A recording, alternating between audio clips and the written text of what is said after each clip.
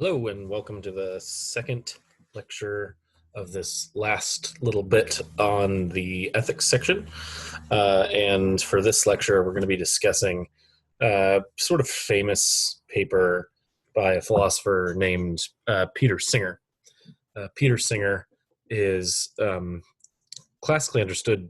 I mean, he's a utilitarian of sorts, and he uses his utilitarianism in an applied way. That is, he applies his utilitarianism to his own life and to other ethical quandaries. And back in the 70s, he wrote this paper, Famine, Affluence, and Morality, that got him a little bit of notoriety. And you'll see why. Right, so this is a picture of Peter Singer. Hopefully, at this point, if you've had a chance, you've watched the little video that I posted along with the article. He's best known for both writing this paper and for writing a book called Animal Liberation, in which he defends the liberties of animals and kind of, like, I'd say he's almost certainly a vegetarian or vegan. He also currently works on something that basically a view called effective altruism, and I'll talk about that a little bit later. So how does this all get started? Basically, disasters and poverty.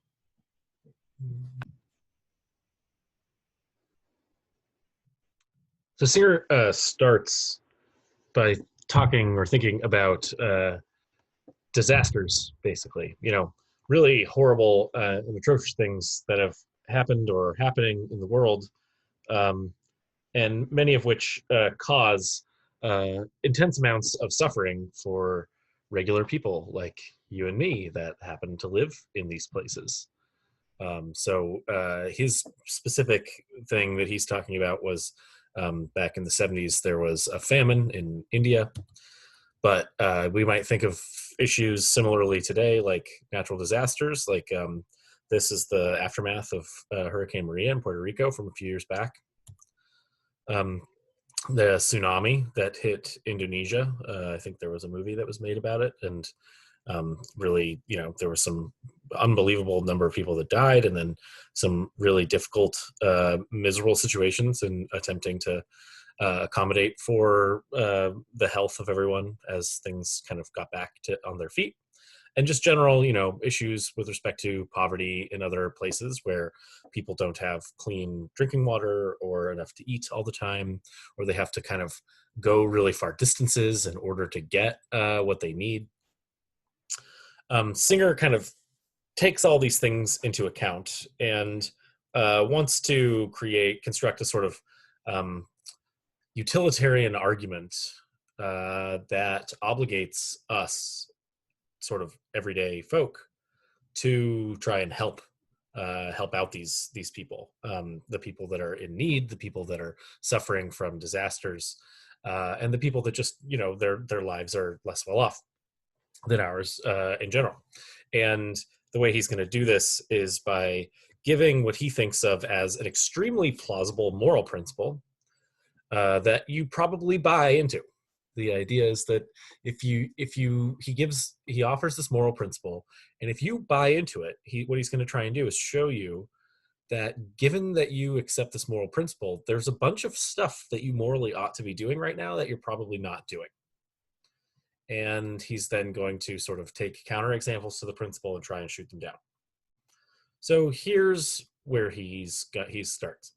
Suffering and death from lack of food and shelter and medical care are bad things. They are, we can just assume that suffering, feeling pain,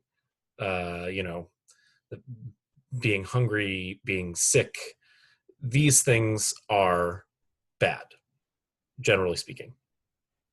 Whether or not you're a utilitarian, you can accept that these things are bad.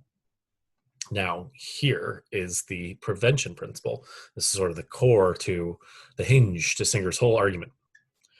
And think about it carefully. If it is within your power to prevent something bad from happening without thereby sacrificing something of comparable moral importance, then you ought morally to do it. Now, remember, so that says if it's within your power to prevent something bad from happening, and, in so doing, you're not sacrificing something that's comparably important, then you ought to do it. All right, so that's Singer's prevention principle. Now let's think about the prevention principle in action. Singer gives this classic case.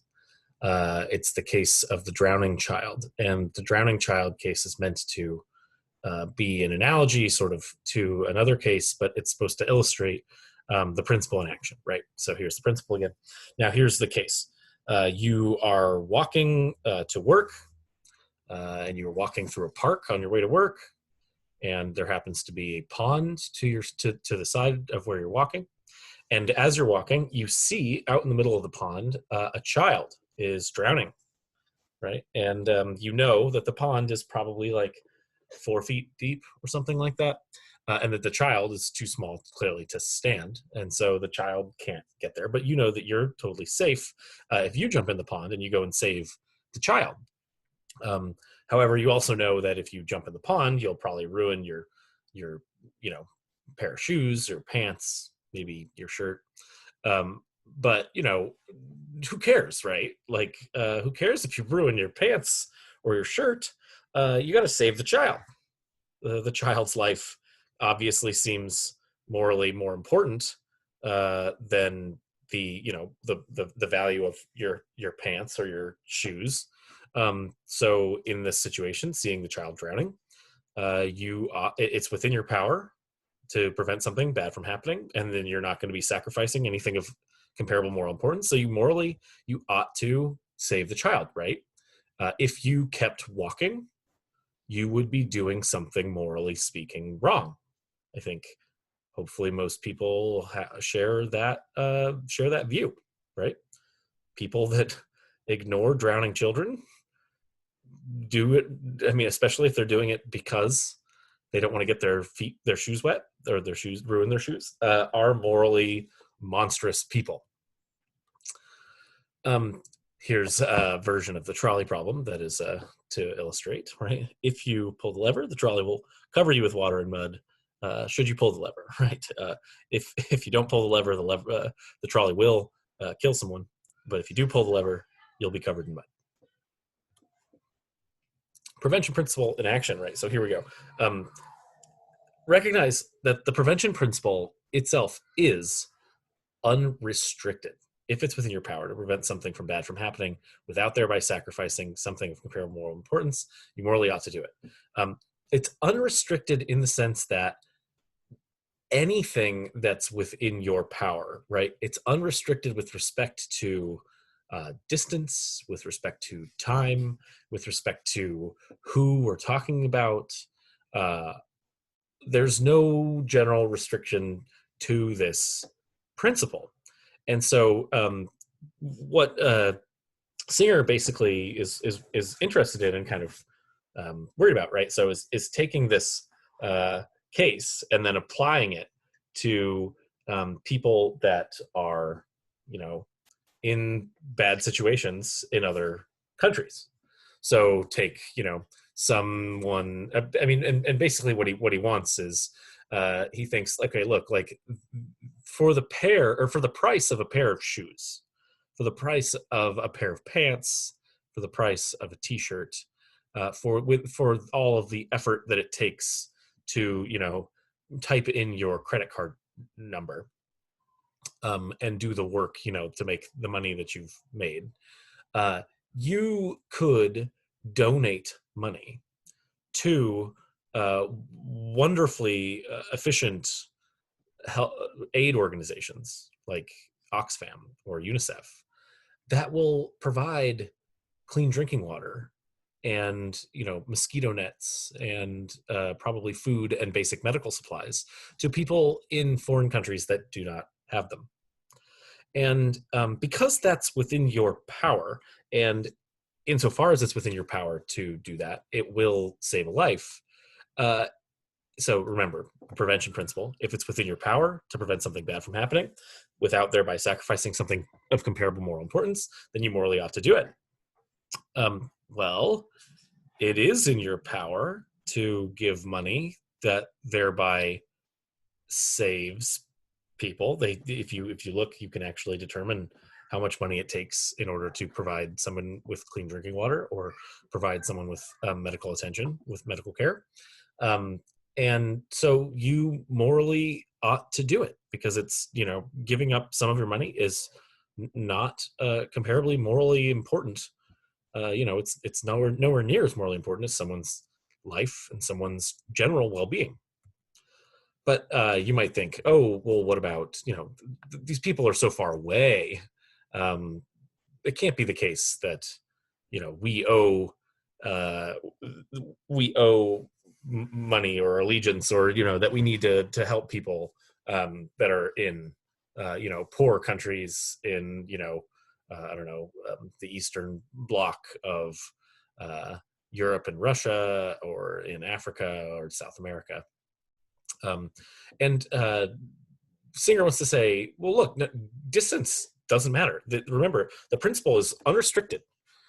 Distance just isn't going to change the morality of the situation here, right? Whether you're talking about someone that's your neighbor, whether or not you're talking about the child that's in the pond right in front of you, or whether or not you're talking about someone 2 states over, if you have the power to help them, and you're not going to sacrifice something of morally comparable value in order to do so, then it seems like you morally ought to do so, right?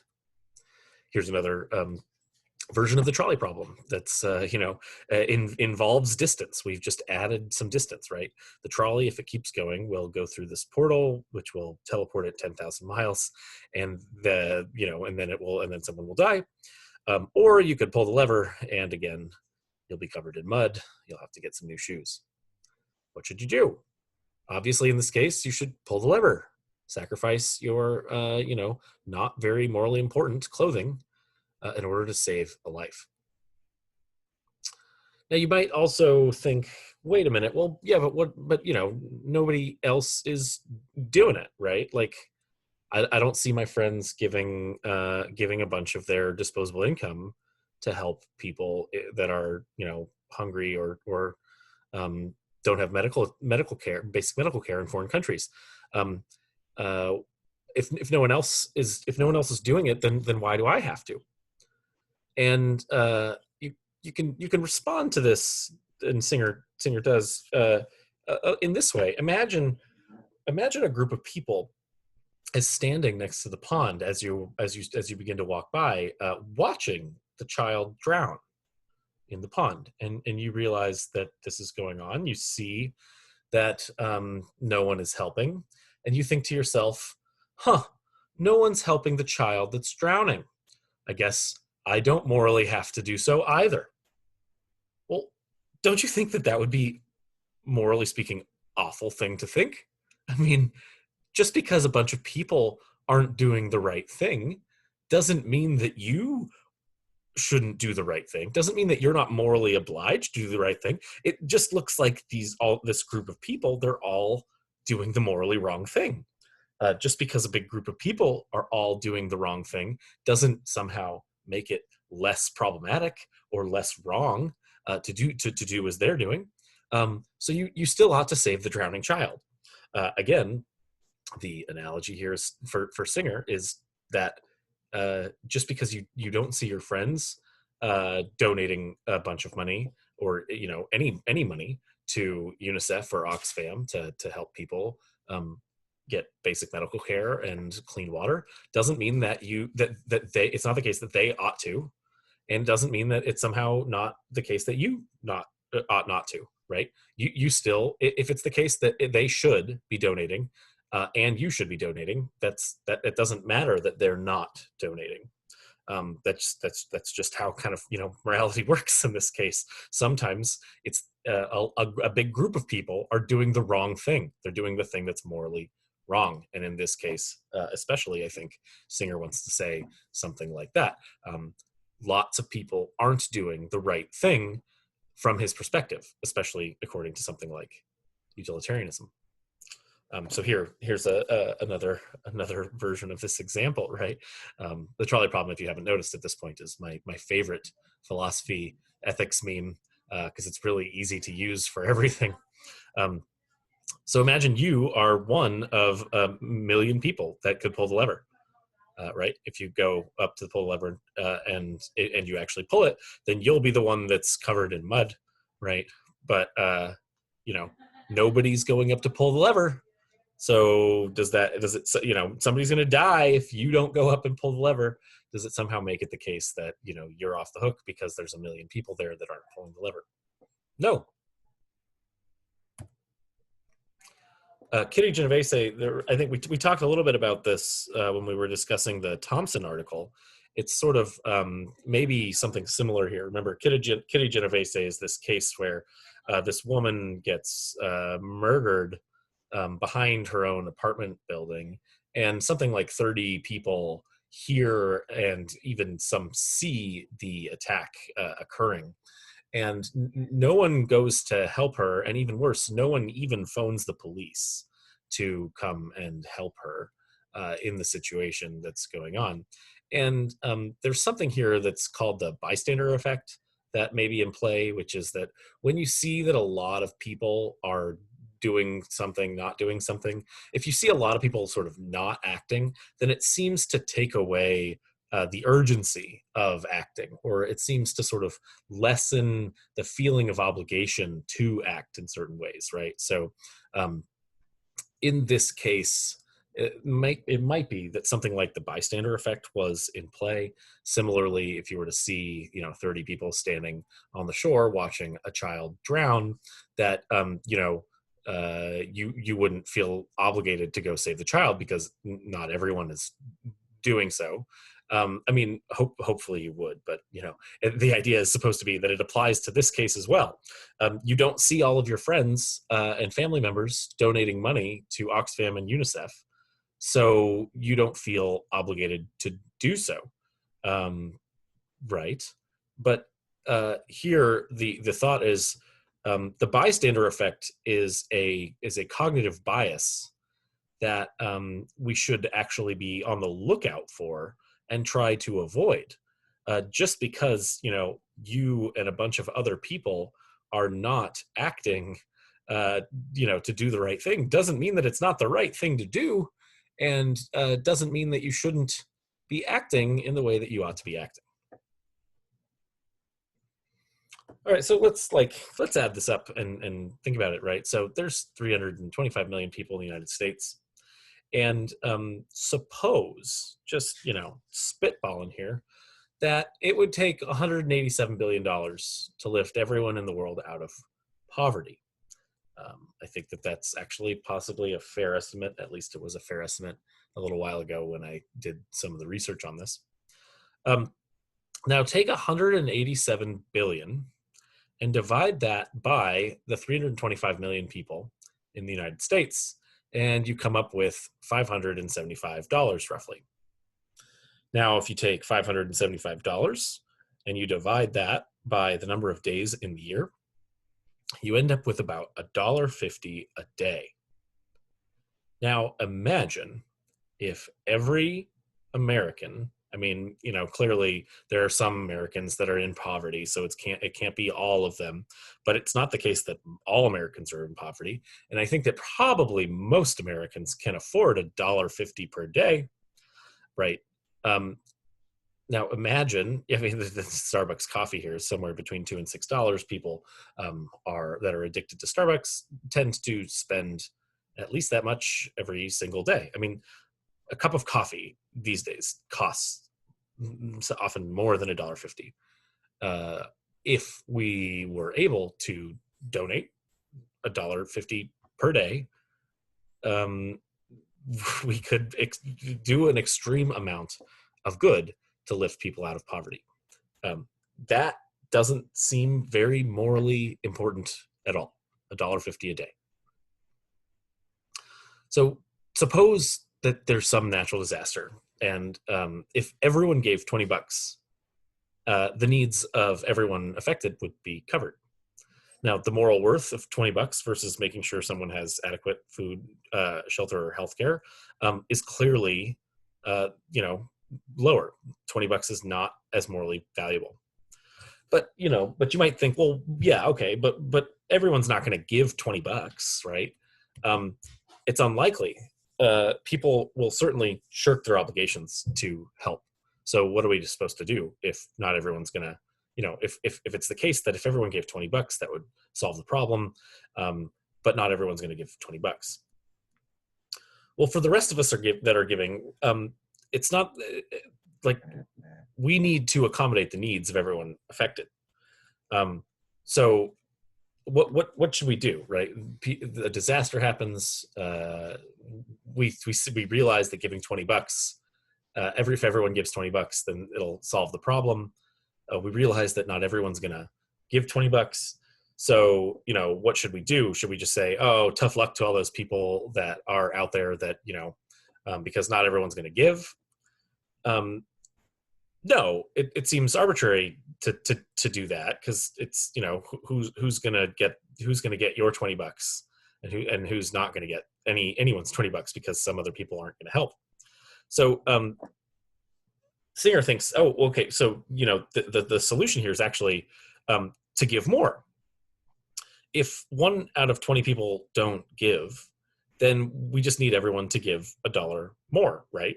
And so on and so forth. If 2 out of 20 people don't give, then we need everyone to give $2 more, and so on and so forth until we get everything covered. But suppose, more than 1 out of 20 don't give, right? And just suppose things how things actually are, which is half of American households, only half give charitably, the other half don't. And because only half give charitably, it's probably the case that of that half, they don't give adequately to charity, or they don't give as much as they actually could. So if it's actually the case that it's more like 11 out of 20 people in this sort of fake scenario that aren't giving, and so that means that 11 will have to make up for the rest by giving an extra $16 apiece. Raising this to our first figure, we end up with about a $1,000 price tag per person. Now, question: is the moral value of $1,000 greater somehow than someone's life? Of course not. $1,000 doesn't even seem to be that much, really, in the end. I mean, it seems a lot to a college student, maybe. It's a lot. I mean, it's like probably the cost of your laptop or something like that. But is it really that much? As things go up in this way, right, with respect to the money, the amount that is needed to actually cover the costs of things, fewer people are likely to give enough or even at all. And so for those of us that are going to give, we have an obligation, Singer basically thinks, to give more. In fact, to give as much as we possibly can give without going into poverty ourselves. Now, is giving to charity supererogatory, or is it something like a duty up to a certain point? Remember, supererogatory actions are the actions that we are not required to take by morality. Morality doesn't require them, but they're still morally valuable. They're still morally good actions to take. They're the things that go above and beyond one's moral obligations. So question, is giving to charity supererogatory, above and beyond one's moral obligations, or is it part of one's moral obligations? Is it a duty that one give up to a certain point? Well, here's an example, right? If you pull the lever, the trolley will ruin your new clothes, but it follows that you said earlier that you ought to give money away rather than spend it on clothes, which is, we do not need to keep us warm. To do this is not charitable or generous. On the contrary, we ought to give the money away, and it isn't wrong not to do so.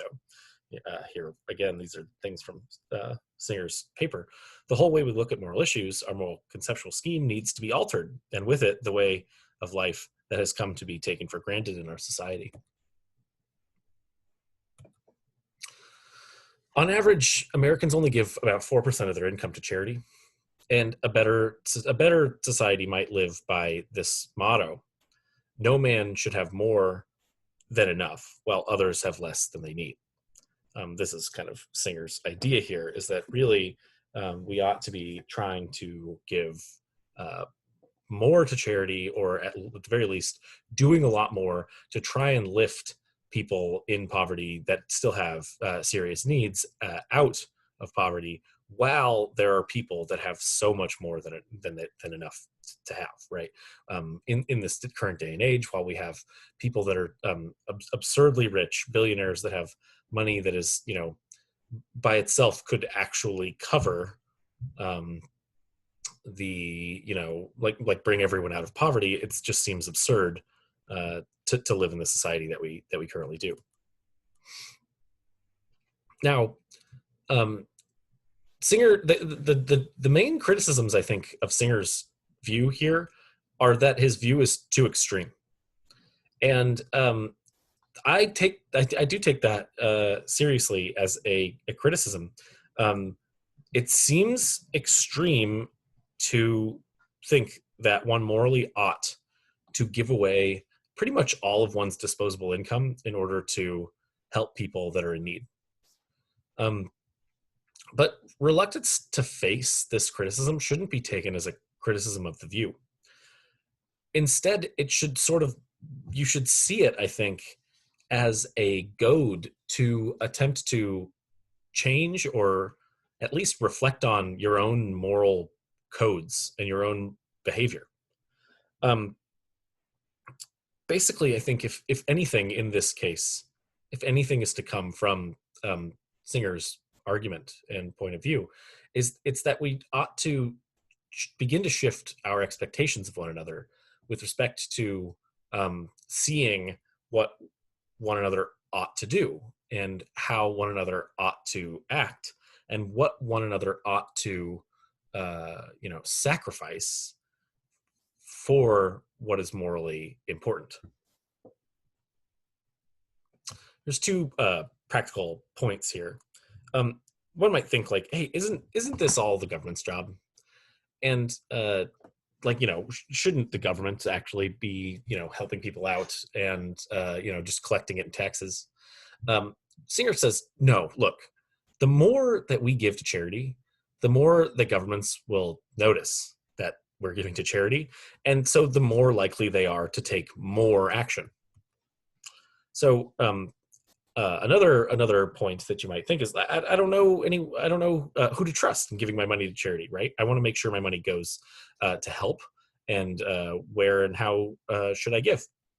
Well, there are wonderful charitable organizations that actually,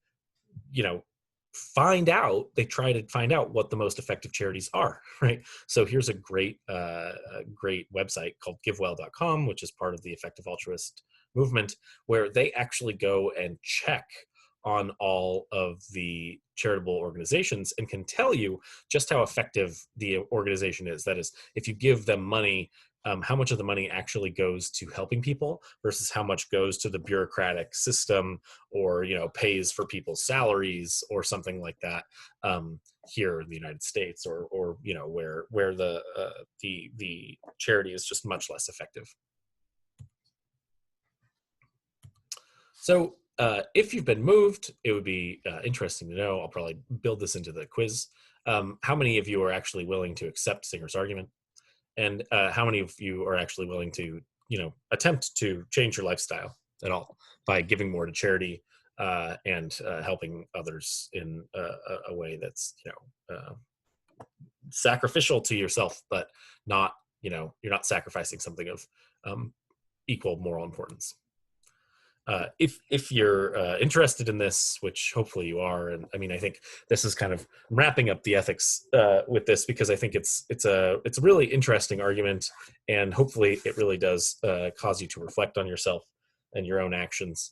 And the effective altruist movement is a really interesting movement to sort of learn about and get involved in if you can.